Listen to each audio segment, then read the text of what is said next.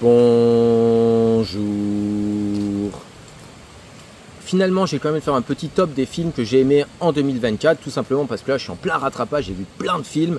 Et donc, en fait, il y a quand même des films dont j'ai envie de vous parler et je pense qu'un petit short ne va pas juste suffire. Alors évidemment, là, j'arrête ce top à...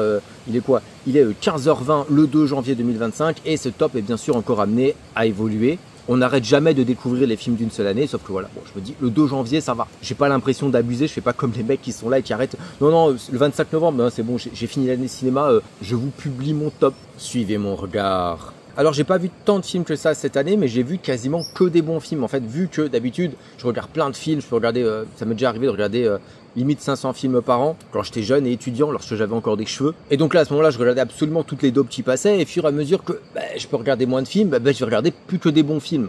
Ça veut pas dire qu'il n'y a pas une ou deux conneries que j'ai regardé sur Netflix, genre ça, Carry On, c'était pas le pire.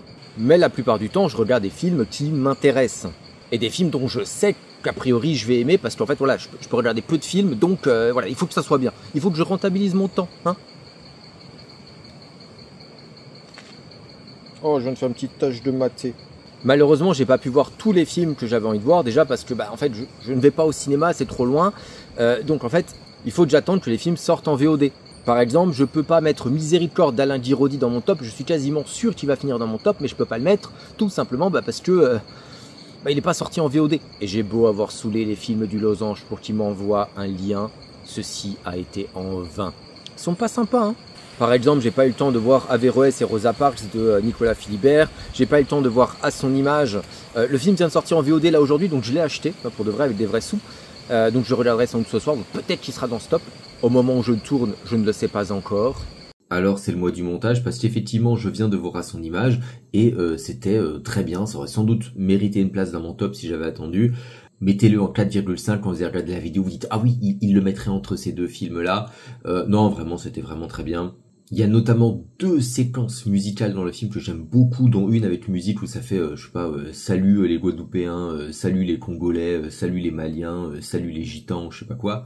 Et l'héroïne est juste en train de prendre des photos de son mec à moitié à poil pendant qu'il est au téléphone et tout. Enfin, il y a une ambiance, ça a un charme fou. Et en plus, politiquement, c'est plutôt intéressant sur qu'est-ce que c'est que la lutte en Corse pour l'indépendance, comment est-ce que ça se mène, comment ça peut déraper, comment est-ce qu'on peut essayer d'en sortir. Non, vraiment, c'est un film qui est franchement bien. J'ai pas encore vu Memory de Franco.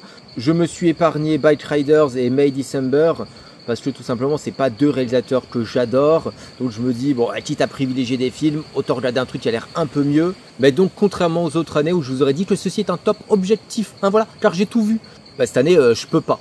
Néanmoins, je dirais que c'est une bonne année de cinéma, mais c'est pas une très bonne année de cinéma. J'ai vu plein de films que j'ai beaucoup aimés. Mais par contre, j'ai pas vu de films qui ont mis vraiment une claque, à part peut-être le premier de mon top. J'ai pas vu de vrais chefs-d'œuvre, de films où je vais peut-être y repenser encore dans 10 ans. Ça va me réveiller la nuit. Je me dis, putain, ce plan était incroyable. À part peut-être un. Donc, peut-être légèrement mitigé.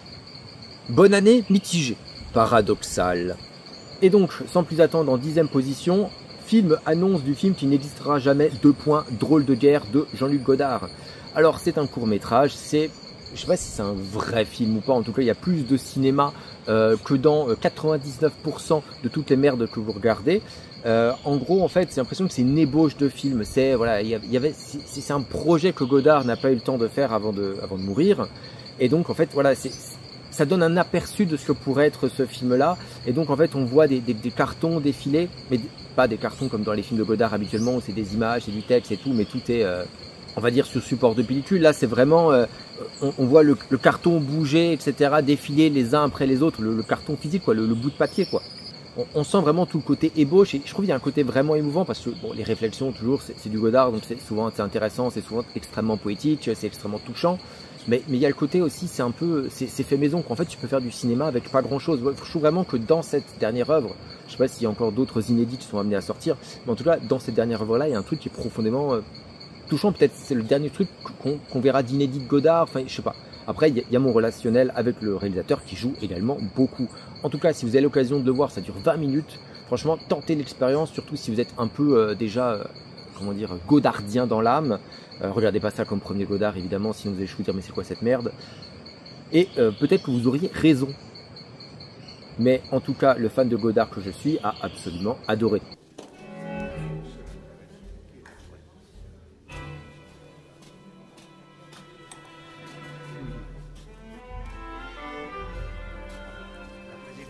En 9e position, j'ai envie de mettre Furiosa de George Miller. Alors, là, j'ai fait une erreur, je suis allé le voir au cinéma, ce film. Et j'ai tellement l'habitude d'aller voir les films en VO, de même pas vérifier que ça soit en VO, en VF ou je sais pas quoi, de toujours partir du principe qu'un film qui est diffusé au cinéma, c'est en VO, que en fait, j'ai pas regardé, j'ai vu le film en VF. Voilà, donc ça ternit sans doute un peu mon jugement, et peut-être l'aurais-je placé plus haut si je l'avais vu en VO. En tout cas, ce que je trouve vraiment bien, c'est que George Miller arrive à ne pas refaire Mad Max encore une fois. Il arrive à se réinventer, à instaurer un film qui se passe sur un temps beaucoup plus long, avec des évolutions de personnages, avec plusieurs décors, plusieurs lieux, des personnages qui sont toujours aussi fous. Et on a surtout un film qui est visuellement incroyable. Il y a un plan qui... Alors je disais juste avant qu'il n'y a pas de plan qui me hante et je pense pas m'en souvenir encore pendant 10 ans. Il y en a peut-être un dans Mad Max Furiosa là. C'est le plan, en fait, vous savez, dans Mad Max Fury Road, Furiosa, elle a un bras en moins. Et donc là, on apprend comment est-ce qu'elle a perdu ce bras. La scène où on voit son bras comme ça qui est attaché à une menotte et tout, ça dure un instant. Il y a vraiment un truc, une émotion qui se passe, un truc, un machin. C'est incroyable au niveau du montage, du visuel, du rythme, de la valeur de plan. Ça fait un choc horrifique. Vraiment, c'était incroyable. Et même George Miller, il expérimente également au niveau de la narration, il raconte le film différemment. Il y a une volonté de raconter un film sur le fait de raconter des histoires, un peu comme son film précédent, je sais plus quoi, 12 milliards d'années à t'attendre, qui n'était pas formidable, mais qui était quand même un peu intéressant malgré tout. J'ai l'impression qu'en fait George Miller a mis un peu tout son savoir, tout ce qu'il a pu faire ces dernières années, tout ce qu'il a pu expérimenter pour réussir à faire Furiosa, et je suis absolument dégoûté que ça n'ait pas marché parce que j'ai envie de voir la suite. Non, c'était vraiment très bien Furiosa. Il fait partie des grands blockbusters de cette année, sachant qu'il y en a eu un autre et il n'est pas dans ce top.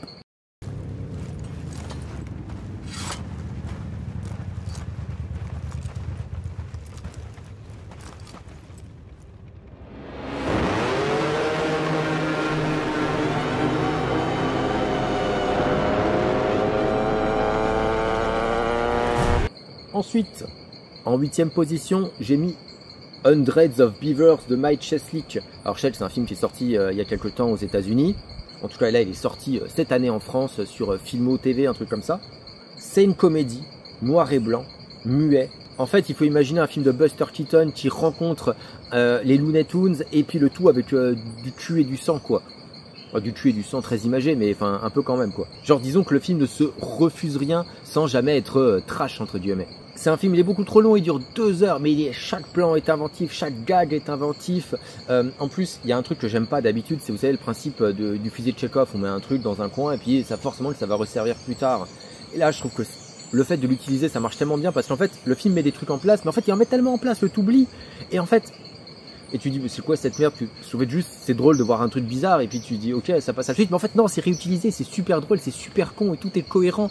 Et tu fais, mais qu'est-ce que c'est que ce bordel? Enfin, vraiment, au niveau de l'écriture, au niveau de comment c'est mis en scène, comment est-ce que visuellement les gags sont faits, vraiment, c'est hilarant. Enfin, je comprendrais pas que quelqu'un me dise, oh, ouais, bof, franchement, j'ai moyen aimé. Non, en fait, chaque plan, il y a une idée. En fait, c'est du pur cinéma. Il y a vraiment, il y a que du cinéma dans ce film-là, quoi. Il y a tout. Et vu que, eh ben, il est muet. Il y a, comment dire, en fait, tout passe par le visuel. Il y a vraiment tout qui passe par ça. Le mec, il est obligé, pour que son film de 2 heures soit pas chiant, de se réinventer à chaque plan de comment est-ce que je mets ce gag en scène, comment est-ce que je fais pour que ça soit drôle et pas répétitif.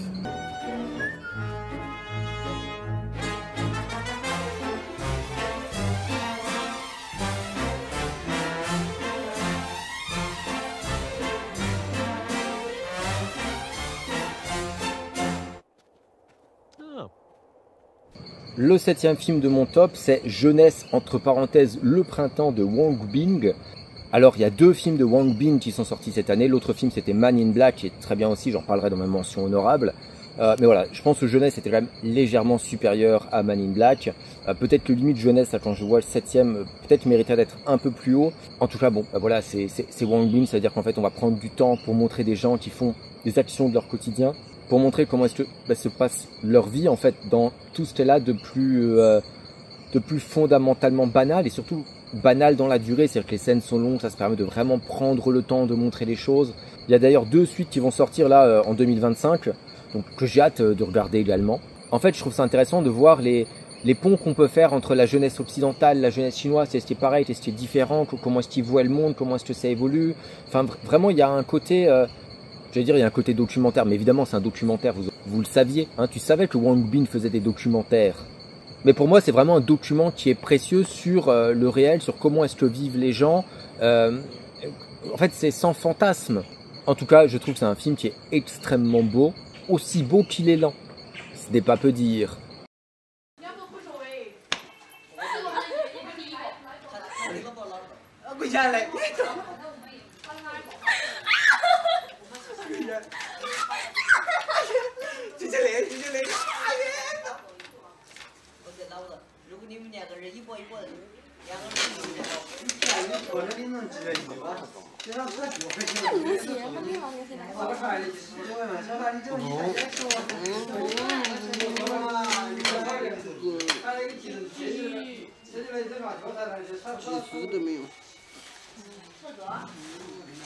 Ensuite, en 6e position, j'ai mis Septembre sans attendre.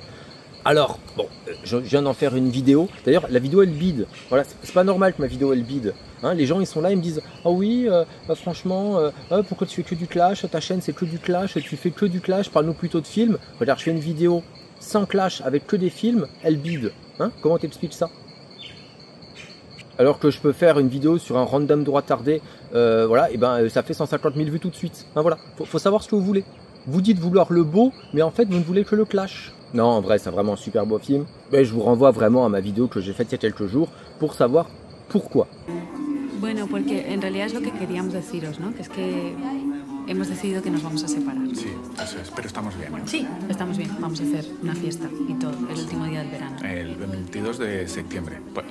¿Podéis? Tenéis que ayudarnos, obvio. Sí, vamos a necesitar ayuda de producción. Mucha ayuda, sí. Mucha. A ver.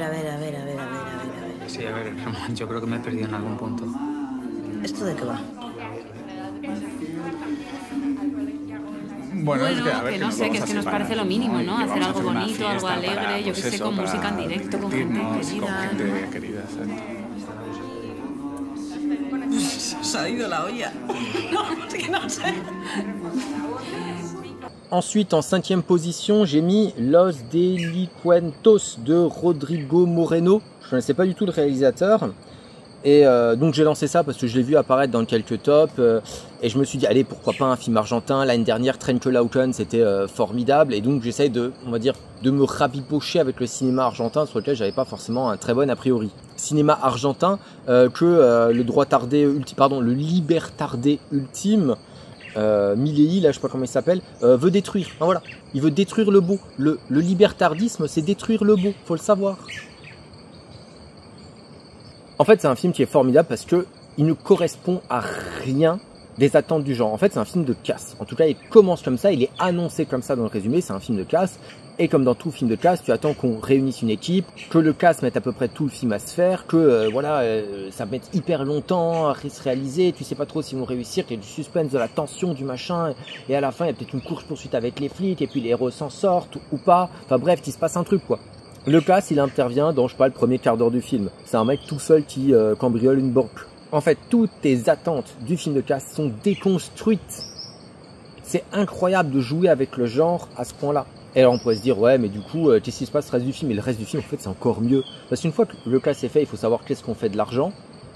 Et le film va s'y intéresser pendant encore à peu près 1 heure. Qu'est-ce qu'on fait de l'argent? Comment est-ce qu'on va en prison? Comment est-ce qu'on fait pour se répartir l'argent? Ce genre de choses. Et puis la deuxième partie du film, c'est plus rien en fait. Le film en fait s'intéresse plus qu'à ses personnages.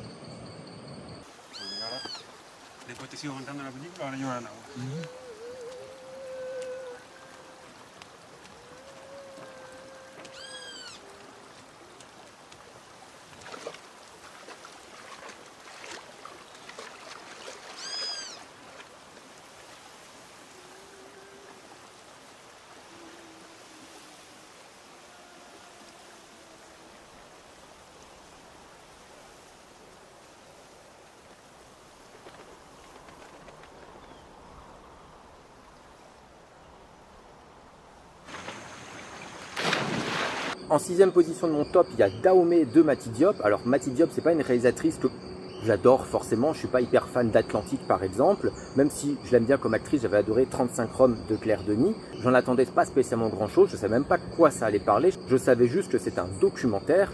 Et en fait, c'est un documentaire qui va retracer la restitution d'œuvres qui étaient jusque-là conservées au musée Jacques Chirac au Quai Branly à Paris, au Bénin.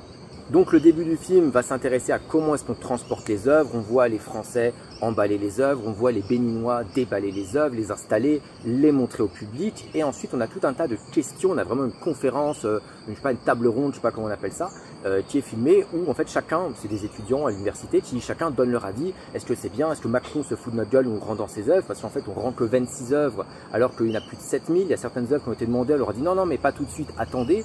Et je trouve que c'est intéressant parce qu'en fait, on voit plein de choses, en fait, des sentiments contradictoires. Il y a des gens, ils sont super contents du retour des œuvres, d'autres se disent, mais en fait, on se fout de nous. D'autres qui disent, en fait, si jamais on les place dans un musée, c'est-à-dire qu'on applique déjà la logique du colon, c'est-à-dire que les œuvres, on les met dans des musées pour qu'elles soient regardées, mais alors qu'en fait, ce sont des objets cultuels à la base.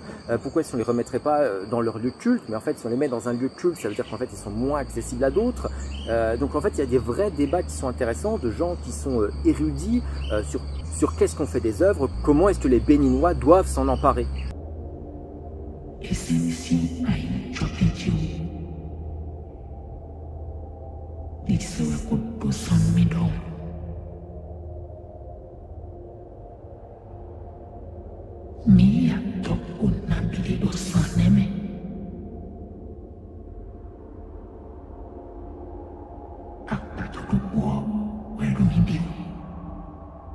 Sur la plus petite marche du podium, je mets donc In Water de Hong Sang-soo. Alors je l'ai vu il y a longtemps, je l'ai même vu en 2023, In Water, et c'était vraiment très bien. En fait, In Water, c'est un film qui est flou. C'est-à-dire, le réalisateur, il a décidé qu'il ne ferait pas le point, ou alors volontairement, il n'a pas fait le point. Et donc, ça fait qu'on a une succession de plans qui font, les contours sont nébuleux. On a comme d'habitude chez Hong Sang-soo une façon d'aller vers l'épure la plus totale. Voilà, donc en fait, il n'y a plus que des dialogues maintenant, flous, avec des acteurs qu'on voit pas. Il n'y a quasiment plus aucun mouvement de caméra, il n'y a même plus de zoom ou quasiment plus de zoom. Je trouve qu'arriver à ce niveau-là d'épure et arriver à faire un film qui est malgré tout cohérent, qui raconte quelque chose sur la création artistique, puisqu'en fait il est question de 3 amis, 2 mecs et une fille, qui vont tourner un film. Et le réalisateur, il sait pas quoi tourner, il sait pas comment tourner, il est en plein doute artistique. Et donc en fait on a une sorte de dépression du réalisateur qui sait plus rien comment faire, et à la fin, la fin est magnifique. En fait, on a le corps du réalisateur qui devient tellement flou qu'on le confond avec le décor. Enfin, vraiment, il y a quelque chose d'assez admirable, et rien que pour la fin, le fait que le film soit flou est 100% justifié. En plus, c'est un film qui dure 1 heure, vous n'avez aucune raison pour pas, ne serait-ce tenter l'expérience, surtout si vous aimez déjà Hong Sang-soo à la base. Alors, c'est pas le seul film d'Hong Sang-soo qui est sorti en 2024, il y avait également World Cup, mais je vais le mettre dans mes mentions honorables.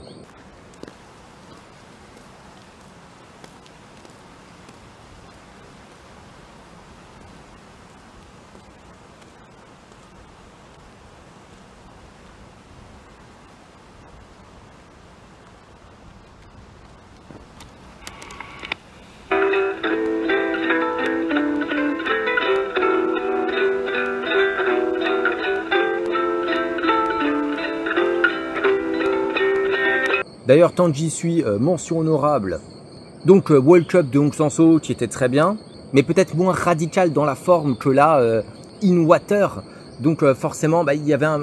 Voilà, s'il faut en choisir qu'un des deux, je choisirais In Water et je choisirais toujours In Water. Je préfère un film qui est radical dans ce qu'il fait, quitte à être étrange, quitte à ne pas fonctionner totalement, mais voilà, une expérience esthétique qui est hors du commun et qui n'a aucun équivalent dans l'histoire du cinéma. Autre mention honorable à La prisonnière de Bordeaux de Patricia Mazui. Celui-là, je l'ai vu hier soir parce qu'en fait, pareil, il est sorti en VOD hier, donc ou avant-hier, je l'ai regardé direct. Oh, il était pas loin d'aller dans le top. Mais peut-être que j'en attendais un peu beaucoup parce que c'est co-scénarisé par François Bégodeau. Patricia Mazui, ses films précédents, Paul Sanchez est revenu ou bien Bouline Saturne surtout, c'était vraiment de très grands films. Donc là, bon, La prisonnière de Bordeaux, c'est juste un bon film. C'est un bon film sur les classes sociales. Je trouve c'est extrêmement intéressant comment c'est fait parce que ça pourrait être, c'est une sorte d'anti-intouchable. Dans Intouchable, on a le grand bourgeois qui prend sous son aile un pauvre de banlieue et tout, etc. Un migrant transgenre vegan. Et le bourgeois est hyper sympa. C'est un film pro-bourgeoisie, quoi. Oh, regardez le bourgeois comme il est sympa. Sauf que là, en fait, La prisonnière de Bordeaux, c'est l'inverse. Enfin, c'est l'inverse. C'est toujours une bourgeoise qui prend sous son aile une jeune de banlieue. Sauf qu'en fait, on montre que malgré qu'elle fasse ça, en fait, elle reste quand même toujours une bourgeoise méprisante. Et qu'en fait, lorsque son statut de classe est remis en question, et ben en fait, elle va sortir les griffes. Il y a un côté, il y a une torsion, il y a quelque chose qui En plus, c'est joué par Isabelle Huppert. Donc Isabelle Huppert, c'est la bourgeoise par excellence, avec son petit air. Voilà, je suis un peu folle, hystérique. Bon, vraiment, super film. Afzia Herzi est géniale, comme toujours d'ailleurs. D'ailleurs, elle est aussi géniale dans Borgo de Stéphane de Moustier, donc son autre grand film de 2024, où là, donc, dans La prisonnière de Bordeaux, elle joue une femme de prisonnier, et là, dans Borgo, elle joue une surveillante de prison, je sais pas comment le vrai titre légal. Et donc dans Borgo, on va la voir petit à petit se compromettre de plus en plus, sans qu'elle ait forcément le choix de se compromettre ou non. Elle est obligée par son milieu de se compromettre, et je trouve qu'il y a un côté qui est extrêmement flippant. Elle est obligée de mal agir, elle est obligée, et je dois dire que ça glace le sang. En bref, c'est un super film, et Afzia Herzi, franchement, top, actrice de l'année. Déjà l'année dernière, c'était sans doute l'actrice de l'année à cause du Ravissement. Bon là, encore plus. Donc j'ai mentionné Man in Black de Wang Bing. Donc là, c'est une interview d'1 heure, il me semble, sur un compositeur. Le compositeur, il est mis à nu, mais littéralement, il est à poil et puis il raconte sa vie. Dans un concept pareil, totalement minimaliste et tout. Franchement, c'est génial. Je connaissais pas ce mec, hein, mais franchement, en fait, Wang Bing, il arrive à t'intéresser quoi il y a le propos qui est intéressant, forcément, parce que raconter la vie d'un mec qui a vécu en Chine et tout, c'est forcément intéressant, mais il y a le côté, genre, la mise en scène qui est mise derrière. Et je mets C'est pas moi de Léo Starac, je sais qu'il a déçu beaucoup de monde, mais en fait, Léo Starac, il s'est dit, je vais faire un pastiche de Godard, je vais faire un court-métrage qui sera un pastiche de Godard, et en fait, ça fonctionne, parce qu'il arrive à être encore, s'il pompe la forme de Jean-Luc Godard, il arrive à y mettre des choses vraiment personnelles dans son film, de parler vraiment de lui, de son cinéma, de son art, de ce qu'il a envie de faire et tout, etc. Et il y a un côté, bah ouais, ça fonctionne tellement bien, je trouve que c'est émouvant. Ça interroge son cinéma. Vraiment, pour moi, si on aime Léo Starac, si on aime la forme qu'ont les derniers films de Jean-Luc Godard, c'est-à-dire, si je parlais avant dans Film Annonce d'un film qui ne se fera jamais, Drôle de guerre, ce côté où on a des images qui défilent les unes à la suite des autres, des cartons avec du texte, avec une voix off, etc. Bon, bah vraiment, je pense que vous serez au paradis. Autre mention honorable, Le mal n'existe pas de Hamaguchi Kaju, ouais, voilà, bon, lui. En fait, le film aurait mérité 1000 fois d'être dans mon top, mais enfin, je vous avoue que cette fin me laisse complètement de marbre. Je ne comprends pas la fin, je ne vois pas ce qu'il a voulu faire avec la fin, ça me dépasse totalement. Alors peut-être qu'il faudrait que je le revoie, peut-être que c'est sans doute moi, mais en fait, je comprends pas, tout le film est super bien, c'est un peu lent, on discute, est-ce qu'on doit faire un camping et tout dans une zone un peu privilégiée, quels sont les désagréments que va causer ce camping, il y a la fascination pour la nature, et puis il y a cette fin. Vraiment que je ne comprends juste pas. Voilà, c'est sans doute moi, hein, mais je comprends pas la fin et ça me laisse... voilà, ça d'apparaître dans le top. Et dernière mention honorable, Gladiateur 2. Voilà, j'ai vraiment aimé premier degré Gladiateur 2, j'en attendais rien du tout. Et franchement, j'ai pris une claque. J'adore le ton cynique du truc, j'adore le fait que ce soit totalement désabusé. Je trouve que c'est... je trouve en fait c'est incroyable d'avoir un blockbuster qui arrive à avoir ce ton-là. En plus, il est hyper violent. Les combats, vous râlez, mais en fait, ils sont super bien mis en scène. Ils sont extrêmement jouissifs. Les combats, ça vole de partout. Il y a des mecs qui se sont empalés, décapités. Enfin, je veux dire, on sent l'impact du coup. Enfin, il y a vraiment une jouissance. Alors, ok, les effets spéciaux sont moches, mais putain, je veux dire, faut pas s'arrêter à ça. Sinon, tu regardes plus rien. Allez, en deuxième position de mon top, ça surprendra personne. Je mets L'Empire de Bruno Dumont. J'en ai fait une vidéo, regardez ma vidéo, je vous la mets dans la description. Vous saurez pourquoi est-ce que j'ai adoré ce film, même si c'est évidemment pas le meilleur film de Bruno Dumont. Et donc mon film préféré de 2024, certains vont me dire « Oh, c'est un film de 2023 !» Il est sorti en France quand? Hein? Quand est-ce qu'il est sorti en France? Réponds. C'est bien évidemment La Zone d'intérêt. En fait, je pense que s'il y a un seul film à retenir de cette année, comme les années précédentes, il peut y avoir Pacifiction, qui était le film à retenir. Là, je pense, ou bien Memoria encore, il y a quelques années avant. Voilà, là, je pense que le film à retenir de 2024, c'est La Zone d'intérêt. Je pense que c'est le film, quand on sera en 2030, qu'on recitera dans nos tops des films de la décennie, il y aura ce film-là. Donc pour ceux qui ne savent pas, La Zone d'intérêt, ça raconte l'histoire d'un gardien Auschwitz, enfin pas d'un gardien, j'ai plus le titre, enfin voilà, mais bon, c'est un peu le commandant du camp d'Auschwitz. Et en fait, ça respecte la règle qui avait été émise par Claude Lanzmann de ne pas filmer le camp de concentration. Parce que si on filme le camp de concentration, il n'y a plus d'imagination, en fait, tu banalises en fait le mal qui se passe à l'intérieur. Et d'ailleurs, Jean-Luc Godard disait que si tu filmes en fait, il n'y a jamais aucun acteur qui est capable de représenter la souffrance de ce que c'est quelqu'un qui se fait mener dans les camps de la mort et tout, etc. Alors, je vous avoue que je comprends l'idée. Après, je suis pas un grand fan de Claude Lanzmann, mais en tout cas, là, dans La Zone d'intérêt, je trouve que le fait de ne jamais montrer le camp de concentration fonctionne vraiment bien, parce qu'en fait, on est à l'extérieur, on est avec cette famille qui mène sa petite vie de bourgeois totalement tranquille, totalement apaisé, mais juste à côté des camps de la mort. C'est extrêmement glauque, mais en fait, ce qui est fascinant, c'est que, et c'est là en fait où l'art c'est formidable, c'est qu'en fait la personne la plus horrible, c'est pas le commandant du camp qui organise l'exécution des Juifs. La personne la plus horrible, c'est sa femme. C'est sa femme qui est là et qui est très contente d'être là, qui sait très bien ce qui se passe, qu'elle en joue, qu'elle menace ses employés de maison, qui dégoûte absolument tous ses proches, y compris sa mère, par en fait sa manière avec laquelle elle va traiter, cette horreur de la façon la plus simple possible, quoi. Enfin voilà, c'est quotidien. Oui, on massacre des Juifs. Oui, bah, c'est très bien. Écoute, moi je suis très bien là, j'ai un beau jardin, j'ai plein d'employés, tout va bien. Non, mais il faut que ça continue. Non, on doit pas partir d'ici. Non, on reste ici. Non, c'est formidable. Et elle éprouve jamais le moindre dégoût, le moindre regret. On la voit récupérer des beaux vêtements de Juifs qui ont été introduits dans les camps, et puis elle les porte. Et puis en fait, ça lui pose aucun problème. Il y a aucune honte. C'est comment dire. Elle a totalement assimilé le fait que l'extermination des Juifs était normale, et ce personnage-là est fondamentalement glaçant. C'est sans doute, le meilleur personnage de l'année. J'allais dire de la décennie, ça on n'en sait encore rien, mais vraiment c'est un personnage marquant, en tout cas de l'histoire du cinéma, c'est cette femme-là. En tout cas, s'il y a un film à voir en 2024, c'est celui-là. La zone d'intérêt. Je trouve ça formidable que l'art puisse s'intéresser à des personnages aussi exécrables et ose en fait dire quelque part que la personne la plus exécrable, c'est la femme, et c'est pas le mec qui organise tous ces massacres. En plus, bon, le film, comme dit, il est sorti aux États-Unis en 2023 et dans plein d'autres pays en 2023. Donc le réalisateur, il a fait une tournée de récompenses et tout. Il en a beaucoup parlé, et il avait fait le lien en fait avec ce qui se passe en ce moment en Israël et à Gaza. C'est-à-dire qu'en fait à Tel Aviv, à chaque fois on voit plein d'images de gens sur la plage qui font la fête, etc. Et pendant que des mecs en fait crèvent la dalle, se font bombarder à Gaza. Il y a un peu ce rapport-là. Et je trouve le fait que le réalisateur, qui est juif, fasse ce rapprochement-là assez éloquent finalement sur l'horreur qui se passe en ce moment à Gaza. Vraiment, vraiment un très grand film, je pense. C'est voilà, s'il y a un film à retenir, vraiment, c'est celui-là. Alors considérez que c'est 2023 ou pas si vous voulez, je m'en fiche. En tout cas, la zone d'intérêt, c'est purement un truc à voir. Il faut le voir.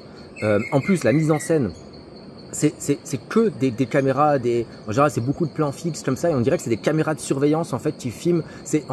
La mise en scène est assez désincarnée, ce qui renforce le côté de froid, où en fait on n'a pas d'empathie pour ces gens. En fait, c'est vraiment un truc qui est comment dire, c'est une maîtrise formelle absolument incroyable. Et puis forcément il y a cette fin où le personnage, là, le commandant et tout, il a une once de dégoût, de regret, il se met à vomir comme ça de ce qu'on lui demande de faire, là où sa femme n'a aucun regret de rien du tout, etc. Ce qui amène d'un côté à avoir ce personnage qui a limite une légère forme de rédemption, là où sa femme elle est inhumaine totalement, pleinement. Bon, en tout cas vraiment c'est un film qui est ambigu, qui est vraiment c'est vraiment un grand film.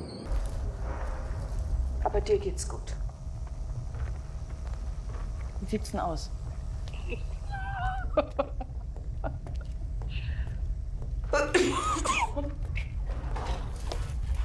Der Rudi nennt mich die Königin von Auschwitz.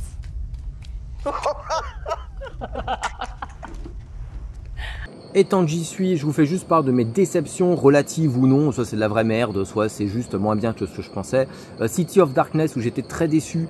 Je m'attendais à un super polar et tout. Et finalement, en fait, je trouve que c'était trop, quoi. C'était trop n'importe quoi. C'était... En fait, bref, je trouve qu'il y avait plus aucune mesure de rien du tout, sans vraiment que ça soit rigolo non plus. Enfin, vraiment, c'est pas un film qui... Ouais, c'est sympa à regarder, mais vraiment, ça m'a pas marqué. City of Darkness. Ensuite, Flow, le film avec le chat, là, je trouvais pas ça très bien, je trouvais ça un peu chiant. En fait, c'est un dessin animé, et le concept, c'est que les animaux ne parlent pas, ont des comportements plus animaux. Ok, et ça, je trouve ça super. Sauf qu'en fait, du coup, vu que tu veux raconter quand même une histoire, fallait pas raconter d'histoire, en fait, fallait juste montrer tes animaux errer, c'était parfait. Bon, ils veulent quand même raconter une histoire, donc s'ils veulent raconter une histoire, ils sont obligés de faire en sorte que la chance soit de leur côté. Ah, il y a la marée, enfin pas la marée, il y a une inondation gigantesque, un tsunami, je sais pas quoi. Ah, il faut que, comme par hasard, le chat, il y a un bateau qui passe devant lui pour qu'il puisse monter dessus, parce que le chat, bien sûr, il peut pas fabriquer un bateau. Hein, il y a ce genre de truc là. Et puis au fur et à mesure, finalement, en fait, les animaux vont s'anthropomorphiser énormément. Et puis tout à coup, et ben en fait, le chat, et ben il sait manœuvrer un bateau. Voilà, je sais pas qu'on appelle ça le truc là qu'on a derrière pour manœuvrer le bateau. Et ben il sait le manœuvrer. Oh voilà, hop, c'est bon, il sait faire. Et en fait, je trouve qu'il y a des choses comme ça fonctionne pas en fait. Pour moi, le concept de départ, je me suis senti vraiment fourvoyé quand j'ai vu, enfin pas fourvoyé mais trahi lorsque j'ai vu cette scène-là. Je veux dire, en fait, j'ai passé un contrat avec le réalisateur, avec le film. Et en fait, il y a plus de suspension d'incrédulité. En fait, tu as brisé le contrat. Enfin, vraiment, pour moi, Flow, ça fonctionne pas. Il fallait rien faire. Il fallait laisser le chat crever sur son rocher pendant 2 heures et ça aurait été le meilleur film du monde. Mais là, franchement, je vous avoue, pour moi, c'est un Pixar ou c'est un Disney ou un DreamWorks. C'est très médiocre, quoi. Ensuite, La Bête de Bonello. J'aurais adoré le film de Bertrand Bonello, mais sauf qu'en fait, Bonello, depuis Zombie Child, Coma, et là maintenant La Bête, en fait, juste, j'ai l'impression que ça me parle plus. Vraiment, La Bête, j'ai regardé ça m'a laissé 2 marques. Je ne sais même plus dire de quoi ça parle, je sais plus rien. Franchement, peut-être faudrait que je le revoie dans d'autres conditions, sans doute. Parce qu'en fait, c'est un film que j'avais vraiment envie d'aimer. Je lance ça tout enthousiaste et tout, et je sais pas. Franchement, je sais pas. Alors que j'adore Bertrand Bonello, mais là, je sais pas. Franchement, je sais pas. Trap de Shyamalan. Trap, en fait, je vais pas dire que j'attendais beaucoup, mais j'attendais un truc un peu sympa, le concept du tueur en série qui est prisonnier dans un concert et qui va essayer de s'échapper. Et en fait, je trouve qu'à un moment donné, ça devient tellement grossier. Les acteurs, je trouve qu'ils sont horribles. L'acteur principal, comment il s'appelle, la Josh Hartnett, je trouve vraiment son physique immonde, totalement refait avec du botox. Rien que le fait de le filmer comme ça en gros plan me dégoûte. Non, vraiment, enfin voilà, je trouvais que pareil, je trouve que ça fonctionne pas totalement. Je trouve que c'est beaucoup trop absurde. Alors peut-être c'est sans doute fait exprès par Shyamalan, il sait que c'est absurde et tout, mais pour moi vraiment c'est pas un. Enfin, franchement j'ai du mal, c'est pas pour moi, on va dire ça. Et le dernier, vraiment déception, grosse déception, j'attendais vraiment beaucoup, c'était Ferrari de Michael Mann. Où voilà, je m'intéresse au sport automobile, je m'intéresse à Michael Mann, la vie de Enzo Ferrari m'intéresse, j'adore Adam Driver, vas-y fais-moi un truc. Et en fait j'ai vu un film, pardon de dire ça, mais je passais pour le wokiste de base, mais j'ai juste vu un gros film sexiste où en fait les femmes sont des chieuses en fait. Les femmes, il n'y a pas une femme qui à un moment donné est autre chose qu'une chieuse dans ce film. Lui en fait il sert à rien, il fait rien. Enfin vraiment j'ai trouvé qu'il était là, il regarde l'horizon sur sa piste. Franchement je trouvais que c'était ridicule. Bon déjà que je commence à en avoir marre de voir Michael Mann faire regarder ses personnages la mer au loin comme ça, tu vois. Là, franchement, il regarde une route. Enfin, je trouve que c'était absurde. Enfin, vraiment, je trouve que le film était vide. Là, il y a une séquence d'accident qui, en fait, elle est ridicule tellement c'est trop. Enfin, je sais pas. Franchement, pour moi, c'est un film qui fonctionne pas du tout. Je comprends que, en fait, non, je comprends pas qu'il y en a certains qui aiment. Voilà. Mais écoutez, voilà, ça fait partie de mes grosses déceptions de cette année. Je citerai ces films-là. Bon, je me remets à l'ombre pour conclure parce que je crame à tous les coups. Demain, j'ai une insolation. J'ai pas prévu le chapeau. Donc 2024, même si c'est une année où j'ai vu peu de films, j'ai quand même vu plein de films intéressants et je suis quand même assez content de moi. Je vais essayer de voir bien sûr plus de films en 2025, voir plus de films sortis en 2025 et je vais essayer de continuer de rattraper les films que j'ai manqués. Et tant qu'à faire, je vais essayer de faire plus de vidéos en 2025 que je n'en ai fait en 2024.